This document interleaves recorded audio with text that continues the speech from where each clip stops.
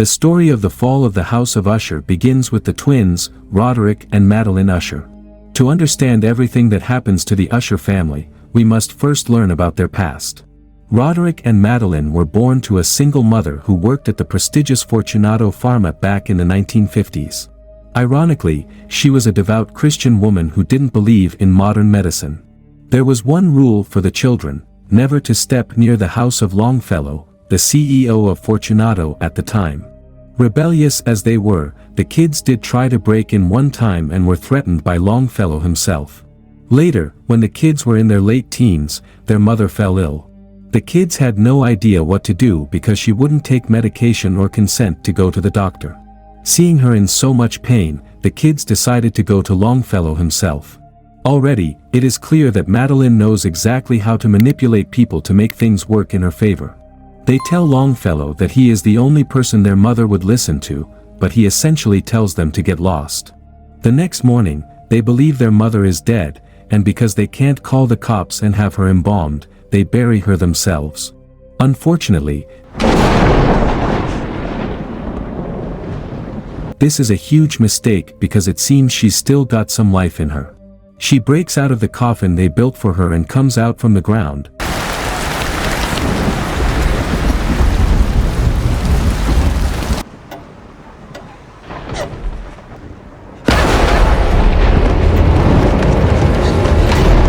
Choking Roderick when he gets in her way. She lets him go when the kids beg for forgiveness and walks out of the house straight to the Longfellow home. When he comes out to greet them, she chokes him to death and then passes away herself.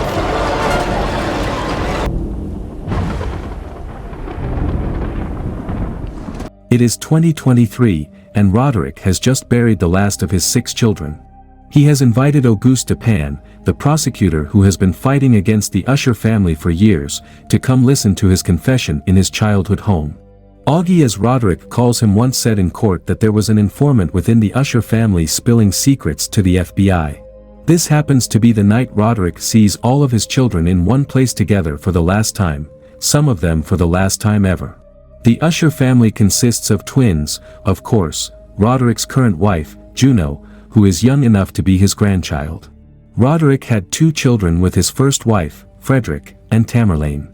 And then came the lost puppies illegitimate, Victorine, Napoleon Leo, Camille, and Prospero, the youngest of the lot. Then there are the partners, Frederick's wife, Morel, and daughter, Lenore. Victorine's partner Dr. Alessandra and Tamerlane's husband Bill. Before the dinner, Roderick's doctor meets him for a bit, shocking him a little with what he says, but it's a secret right now. When every Usher child comes of age, they get a fortune to invest in a business of their own to mint more millions than they already have. You know, keep the legacy intact. It's Prospero's turn, and his big plan is to start an exclusive luxury nightclub in his name. Unfortunately, Roderick and Madeline hate this idea because the whole point of their legacy is to change the world, which is pretty much impossible with a nightclub. Prospero is furious with the rejection, but something might be brewing in his head. Now, everyone is at the edge of their seats, pointing fingers at each other to figure out who the informant is. Roderick's great idea is to give the kid who figures out who the informant is another fortune, 50 million, whereas Madeline has had their lawyer, Pim, come up with a new NDA that includes forfeiture of inheritance. Things are getting serious right now. Pegging the kids against each other might seem like the worst thing to do at this point, but all the twins truly care about is their company, Fortunato. Roderick claims that he killed his children, to which Augie replies that the deaths were all examined, and there's no such evidence. If this is really the confession he wants to make, there's no evidence to prove it. Back to the story, we've gone back to 1979 New Year's Eve. Roderick and Madeline have come to the bar, and they seem suspiciously guilty about something. They've done something terrible, like killing somebody. Madeline asks Roderick to pull himself together, stop acting paranoid, and go make himself seen so they can have an alibi for the night.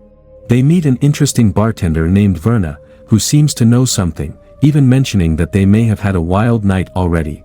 Verna seems to be an interesting woman, and Roderick and Madeline both feel drawn to her. She asks them what their resolution for the new year is, and Roderick replies that it is to change the world. After closing hours, both Roderick and Madeline still remain, speaking with Verna. We see a glimpse of their conversation as she mentions how it feels like they're in a dimension out of space and time. According to Roderick, whatever happened that night, the conversation with Verna resulted in the death of his entire family. At the end of the episode, at the funeral, when Roderick looks back, he sees Verna in a mask, claiming to his granddaughter, "She's here." When he looks back again, he sees his 6 dead children, and when he steps out of the church, ready to go home, he sees a clown in the car, falling backward, looking up at a raven, saying, "It is time." At the end of episode 1 of The Fall of the House of Usher, we can only assume that Roderick is talking about it being time for him to die. But, as we know, a few hours later, he's having a conversation with Augie. What happened on that fateful night that makes Roderick believe he is the reason for the deaths of his children? Let's find out in the next episode. In episode 2, we get to see a young Augie stand up for himself against his white boss and never take a step back from doing the right thing. He plans on bringing Fortunato down, with or without help. His whole argument is that Ligadone, the great pain relief medicine, is addictive, causing more harm than good for the people of the world. According to Roderick, all his children were a little bit strange, but Perry was the weirdest of them all. He had violent tendencies and didn't care for much other than fulfilling his sexual desires and proving himself to his father as a worthy son of the Usher family. Being the youngest of the illegitimate children, there is extra pressure or hate directed towards Perry from the rest of the family. He feels unwelcome in many ways, making it more important to prove to them all that he's a worthy heir. After Augie claimed there was an informant in the group, Frederick decided to blame Perry, being the youngest of the lot. Interestingly, the two of them have inherited similar traits from their father, none of which are perfect. Perry is supposed to shadow Frederick at work, and he ends up making a mess at an important meeting. Some Fortunato factories should have been destroyed a little while ago, but it seems they're still standing tall. This gives Perry the idea to use one of these buildings as the spot for his big first party. And, as you can guess, the theme he chooses is masquerade. It seemed Victorine's work was the most important to Roderick at the time because he had heard from his doctor that he was very ill, similar to his mother, with an illness called CADASIL. This disease is inherited and has symptoms such as dementia and psychiatric problems such as depression.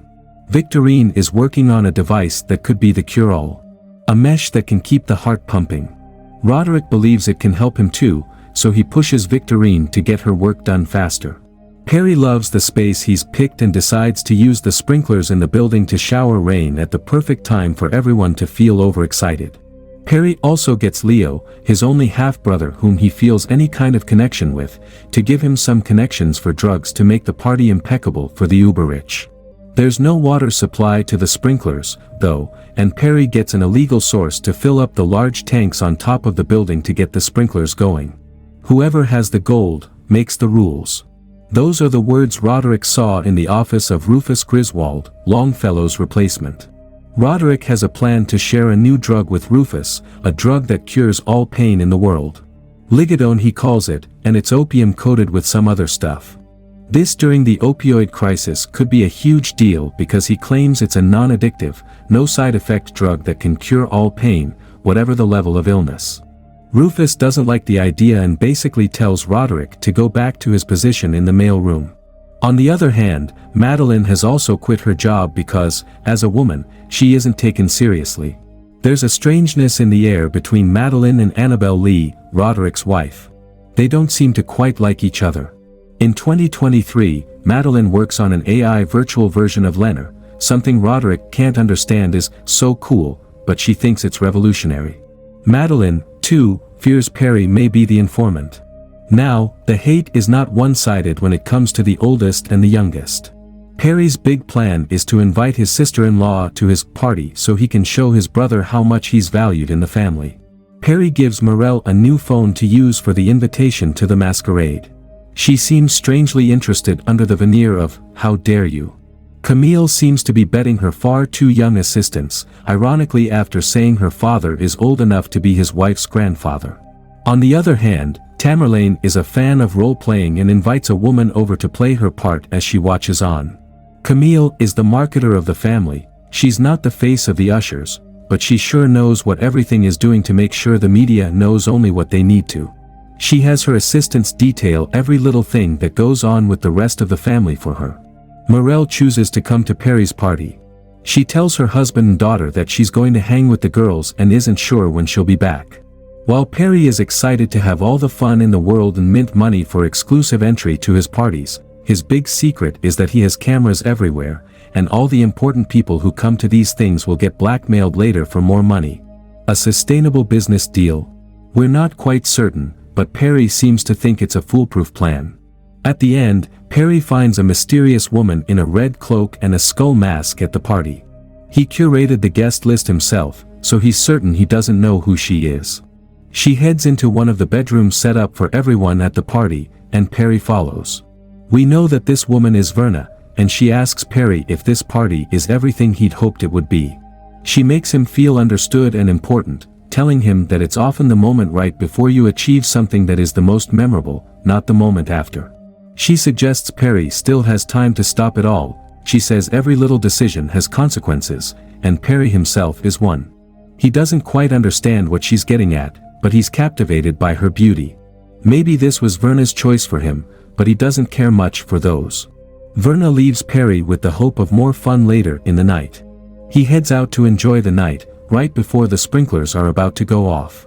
Verna, on the other hand, tells all the wait staff to head out. She whispers it into their ears and disappears. They lock the doors too, letting nobody in or out for the sprinkler show. Verna tells Morel to leave, but she doesn't quite get the memo. When the sprinklers go off, there's a rain of blood rather than water. Everyone present in the room begins to burn because of the contaminated water. In the end, Verna returns, giving Perry what you could only call a kiss of death, calling him a beautiful boy with his face fully melted away. She puts her mask on his face and walks away. Who would have thought that partying like there's no tomorrow could be the reason for your death? Thank you for joining us on this journey. And I hope you enjoyed the episodes of The Fall of the House of Usher.